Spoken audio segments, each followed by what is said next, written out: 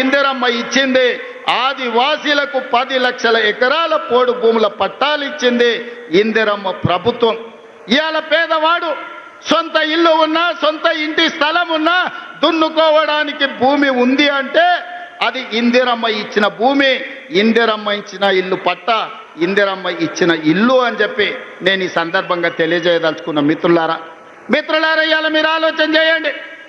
ఇందిరమ్మ ఆనాడు తెచ్చిన సంక్షేమము, అభివృద్ధి ఈరోజు పేదవాళ్ళ జీవితాల్లో వెలుగులను నింపింది.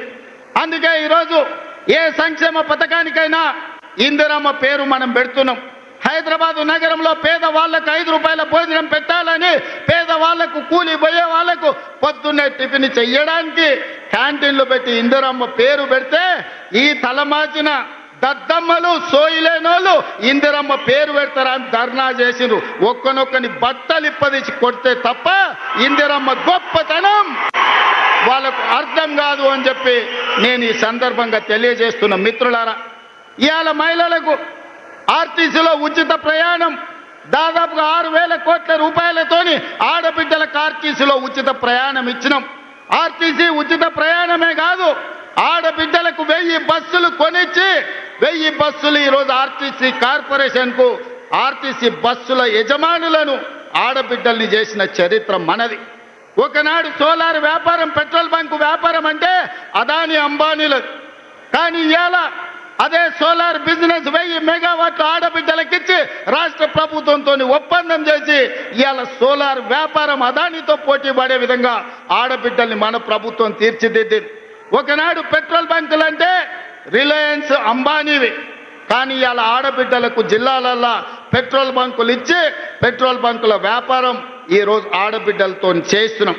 గ్రామాలలో ఉన్న పాఠశాలల్లో చదువుకునేది పేదవాళ్ళ పిల్లలే కాబట్టి ఆ పిల్లల తల్లులైన సెల్ఫ్ హెల్ప్ గ్రూపులకు సంబంధించిన మహిళలకు అమ్మ ఆదర్శ పాఠశాల పెత్తనం ఇచ్చి ఇవాళ బడి పిల్లల అటెండెన్స్ పంతులు తీసుకుంటే పంతుల్లో అటెండెన్స్ మా పెద్దమ్మలు తీసుకుంటారు. పంతులు బడికి వచ్చిండా లేదా, ఈయన పిల్లలకు చదువు చెప్పిండా లేదా అని. ఆనాడు బట్టలు కుట్టే వ్యాపారం ప్రైవేటు కార్పొరేట్ కంపెనీలకు ఇచ్చిండు చంద్రశేఖరరావు. ఈనాడు బట్టలు కుట్టే వ్యాపారం ఆడబిడ్డలకు ఇచ్చినాం.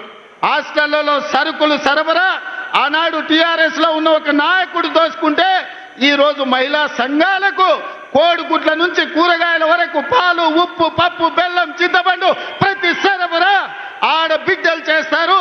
ఎందుకంటే వాళ్ళ బిడ్డలే ఈ సంక్షేమ హాస్టళ్లలో చదువుకుంటున్నారు. ఆ కన్న తల్లుల కంటే ఇంకెవరికి ఎక్కువ తెలుసు అని చెప్పి ఈరోజు కార్పొరేట్ కంపెనీలకి ఇవ్వకుండా ఈ వ్యాపారం మొత్తం ఈరోజు ఆడబిడ్డలకే అప్పచెప్పడం జరిగింది. అందుకే ఇందిరమ్మ రాజ్యం కాబట్టి ఆడబిడ్డల ఆత్మగౌరవం నిలబెట్టినాం, ఆడబిడ్డలకు ఆర్థికంగా వెసులుబాటు కల్పించినాం.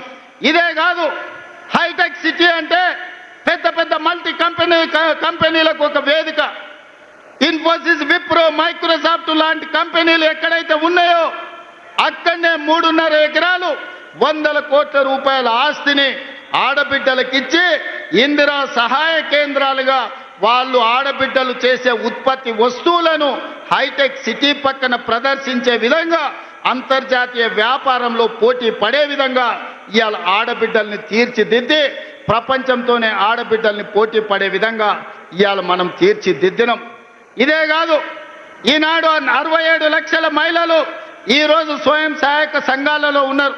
నేను మా పట్టణతోని, మా సీతక్కతోని, మా ఆడబిడ్డలతోని మాట్లాడిన రాబోయే రోజుల్లో తెలంగాణ రాష్ట్రంలో 1 కోటి మంది ఆడబిడ్డలను స్వయం సహాయక సంఘాలలో చేర్చి 1 కోటి మంది ఆడబిడ్డల్ని కోటీశ్వరులను చేయడమే లక్ష్యంగా ఈరోజు ప్రజా పాలన ఇందిరమ్మ ప్రభుత్వంలో మనం చెయ్యబోతున్నాం.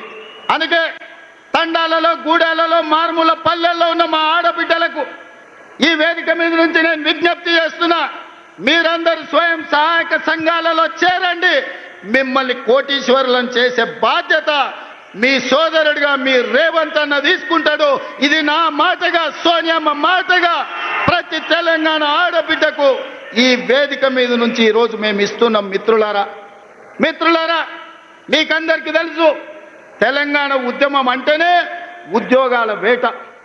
నిరుద్యోగ యువకులు లక్షలాది మంది రోడ్ల మీదకి వచ్చి నెలల తరబడి ధర్నాలు, దీక్షలు, ఉద్యమాలు చేసి ఆత్మ బలిదానాలు చేసుకొని అమరులై తెలంగాణ రాష్ట్రం తెచ్చుకున్నారు.